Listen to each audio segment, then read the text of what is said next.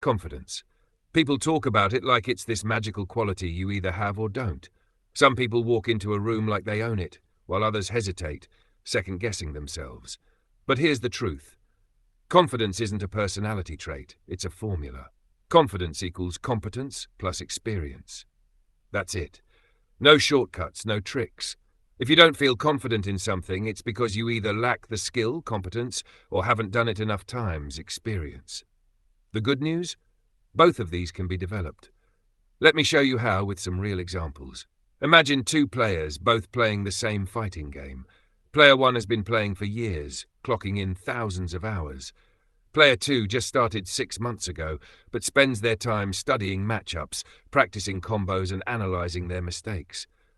Player 1 goes into the match thinking, I should be better. I've played this game forever. But when the fight starts, Player 2 is in complete control. They know exactly how to punish mistakes, how to pressure, when to back off. Player 1, despite years of experience, is getting outplayed at every turn. Now, when they finally fight, Player 2 wipes the floor with Player 1. How? Because Player 1 has experience, but no competence. They've played the game, sure, but they never really learned how to play it well. They never focused on improving, they just played. Meanwhile, Player 2 actively built competence by practicing effectively, studying and pushing themselves. And here's where people get confused. Just because you've done something for a long time doesn't mean you're good at it. And if you're not good at it, you won't feel confident. Take another example, driving. Imagine someone who's been driving for 10 years but never learned how to parallel park. Every time they try, they mess up, get frustrated, and avoid it altogether. They tell themselves, I suck at parallel parking, and that belief becomes a self-fulfilling prophecy. When they see a tight parking spot, they don't even attempt it. Instead, they drive around looking for an easier space, reinforcing the idea that they're bad at it. On the other hand, a teenager who just got their license spends a weekend practicing nothing but parallel parking. They learn the right angles, how to judge distances, and after 50 repetitions, they can do it effortlessly. If you put both of these people in front of a tight parking spot, who's going to feel more confident? The teenager.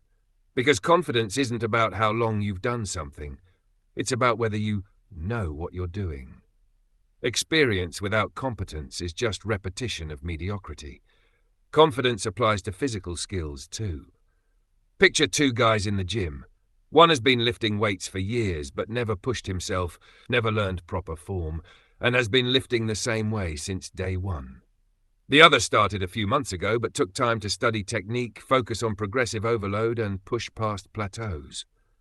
The first guy assumes that because he's been lifting for years, he should be strong. But when he tries to push heavier weight, his form collapses. He's built up experience but not competence. Meanwhile, the second guy, despite lifting for less time, has a clear system. He knows how to engage the right muscles, when to adjust his stance, and how to progressively add more weight.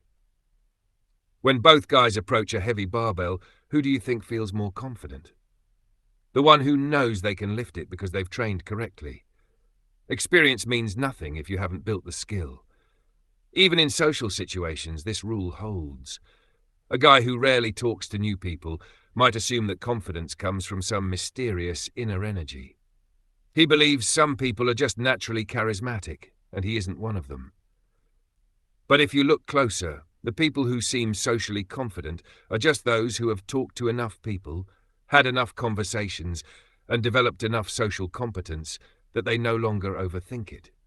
A bartender, for example, doesn't hesitate to make small talk, not because they were born with confidence, but because they've done it thousands of times. A customer service rep can handle awkward interactions without a second thought, not because they're naturally outgoing, but because repetition has made it second nature. Repetition kills hesitation. And this is the key takeaway. If you don't feel confident in something, ask yourself two questions. 1. Do I actually know how to do this well? Competence. 2. Have I done this enough times to trust myself? Experience. If the answer to either is no, then confidence won't magically appear. You have to build it. And building it requires deliberate effort. If you want to be confident at public speaking, you have to actively practice speaking, not just think about it. If you want to be confident at fighting games, you have to train with purpose, not just play casually. Confidence isn't something you wake up with one day. It's earned through skill building and repetition.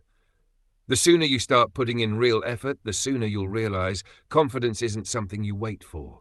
It's something you build. Look, confidence isn't some magical thing that just appears. It's built through skill and experience. So if you're struggling with confidence, stop waiting for it to show up. Go out and earn it. If this video helped you understand confidence in a new way, make sure to hit that like button. It really helps the channel grow. And if you want more videos like this, breaking down life advice in a way that actually makes sense, hit subscribe and turn on notifications. Now, go out there and build confidence the right way. I'll see you in the next one.